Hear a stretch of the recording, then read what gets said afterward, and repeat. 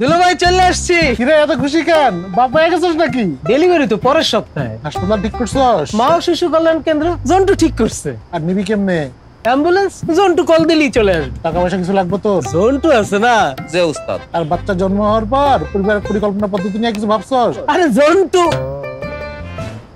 দুলো ভাই বাচ্চাই তো জন্মাইলো না, এখনই এইসব কথা।